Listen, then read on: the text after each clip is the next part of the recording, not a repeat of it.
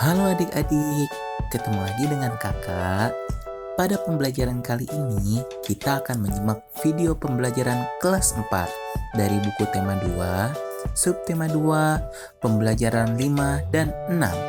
Adik-adik dimohon untuk menyimak video ini sampai akhir ya, dan kerjakan tugasnya. Indonesia adalah negara yang kaya dengan sumber daya alam. Batu bara adalah salah satunya. Apakah kamu tahu apa saja sifat dari batu bara? Perhatikan gambar berikut ini ya. Setelah adik-adik memperhatikan gambar tersebut, marilah kita gali informasi mengenai apa saja sih manfaat dari batu bara itu. Yang pertama, menghasilkan metanol. Metanol adalah bahan bakar cair untuk menggerakkan mesin di berbagai industri. Lalu yang kedua, bahan bakar kompor briket. Nah, briket ini gunanya untuk memasak kebutuhan sehari-hari. Yang ketiga, menghasilkan gas. Gas merupakan bahan bakar untuk industri dan pembangkit listrik tenaga gas. Lalu yang keempat adalah pembangkit listrik, bahan bakar untuk pembangkit listrik. Batu bara merupakan sumber energi yang selama ini banyak dimanfaatkan dalam berbagai bidang kehidupan, mulai dari rumah tangga, usaha kecil, sampai industri. Batu bara cukup berpengaruh terhadap kegiatan ekonomi masyarakat. Batu bara sendiri merupakan bahan bakar fosil yang termasuk dalam kategori batuan sedimen. Proses pembuatan batu bara membutuhkan waktu hingga berjuta-juta tahun lamanya loh adik-adik. Batu bara terbentuk dari sisa-sisa tumbuhan purba yang kemudian mengendap selama berjuta-juta tahun dan mengalami proses pembentukan batu bara. Selanjutnya, kakak mempunyai beberapa pernyataan yang akan kita bahas bersama ya adik-adik.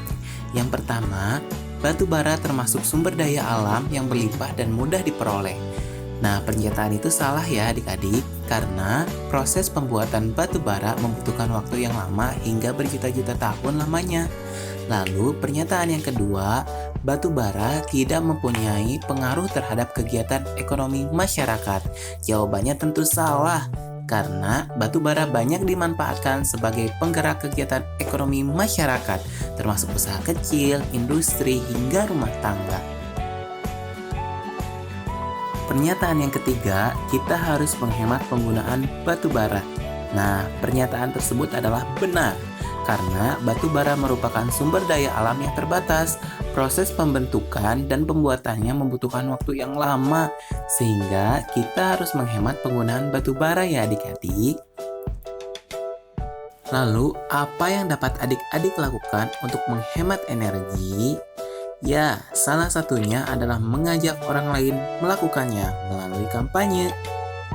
Dalam melakukan kampanye, adik-adik dapat menunjukkan poster menghemat energi. Nah, tapi ada beberapa hal yang perlu adik-adik perhatikan dalam membuat poster.